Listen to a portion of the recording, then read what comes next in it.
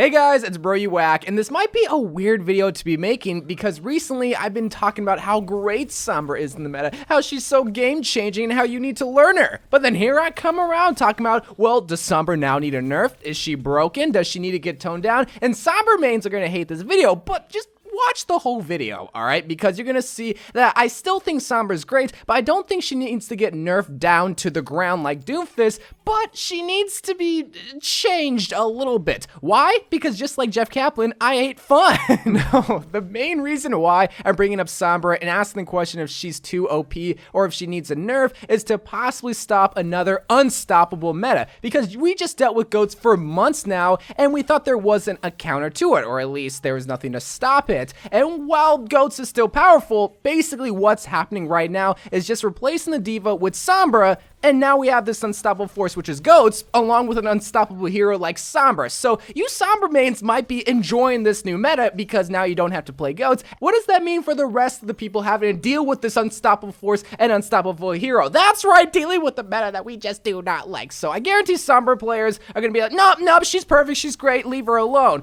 But everyone else, they can kind of foresee the future and how this might be a bit of a problem. Now, the problems that I foresee involving Sombra isn't necessarily involving Sombra herself, because her primary form of fire is okay, it's a little Uzi that doesn't do the greatest amount of damage, and her hacking ability can be stopped if you do shoot her, if you are paying attention to that little Spanish Latina girl that's flanking around in your back. So when it comes to those aspects, they're pretty balanced. But want to know what is my actual problem? Is it her EMP?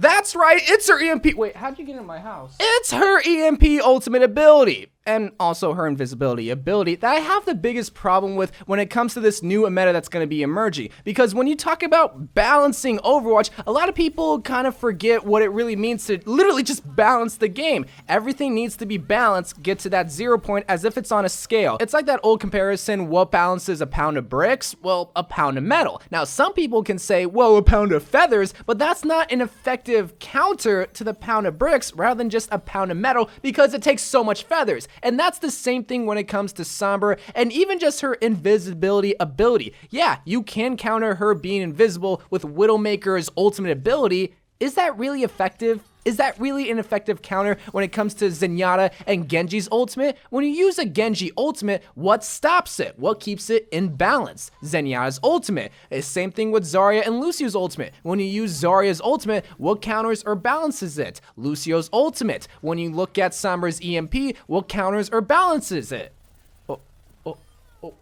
Do you hear that? Because I don't! And that's why I'm making this video, because the way that I look at it right now, EMP does not get stopped by anything unless you get really lucky with your Ana Sleeps or your Kariv, or if you're a Lucio hiding all the way in the back. But as it stands right now, when you use a Sombra EMP, when it comes to GOATs, when it comes to really anything, most of the time, everyone's all grouped up together, and you just have to throw your translocator in there and pop it, and everyone gets EMP'd, even the people behind you that you didn't even account for or that you weren't even worried about. You just kind of threw your translocator in, press Y, Q a triangle, and you did your job. To me, that doesn't really seem like a very skillful tactic that has such an impact as that. EMP has the biggest impact when it comes to the Overwatch game. So to have a little bit more skill involved, a nerf that I suggest for EMP, rather than it being a 360-degree EMP, have it be a 180-degree EMP.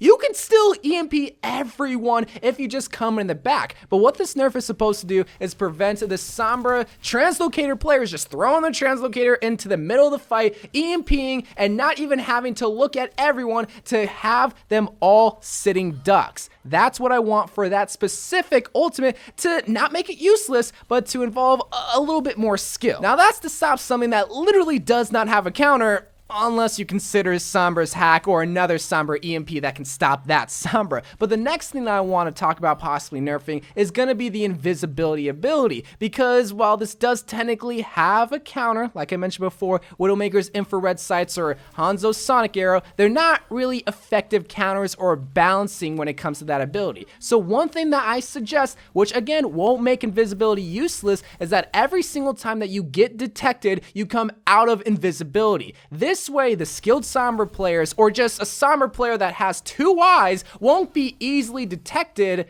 and you can still be invisible, rather than just the bad Sombra players that are just moving around freely. Oh, they got bumped. Oh, it doesn't matter. I can still be invisible. Well, now they will come out of invisibility, and they're going to be punished for the bad Sombra play. Good Sombra players will not be punished and will still reap the fruits of their labor, which is practicing Sombra, practicing the routes, and not being dumb and being so easily detected. And those are just some nerf ideas to help balance Sombra. Again, when it comes to a nerf, well, yes, it does kind of make them worse. It doesn't make them useless. And especially with these ideas, if you're a good Sombra player, you're not going to see a change really in your gameplay. This is just so that the good players that actually practice Sombra, learn the routes, and practice her on a daily are still going to benefit from her being a good hero, but bad players or players like me that just simply pick up Sombra won't be benefiting as if I did spend hundreds of thousands of hours on her. Good players will do good with Sombra, bad players will be punished. And when it comes to the toolkit, EMP, and invisibility, while it's not like Lucio and Zarya or Genji and Zenyatta to have another hero balance her out, maybe in the future there can be a hero that can look through walls or have infrared sights at all times. Right now, it's a start to, again, not make her so powerful and needed and have someone like me just pick her up and benefit from her just because of how she's built. You should win with Sombra because you spent hundreds of thousands of hours on her, and if you don't, well, you won't do good with Sombra. And those are my ideas and those are my thoughts about this new Sombra meta and how we can still have her be good, but not a necessity in the team comp. But let me know what you guys think. So I love you guys. Thank you guys for watching. More Overwatch videos to come, and bye.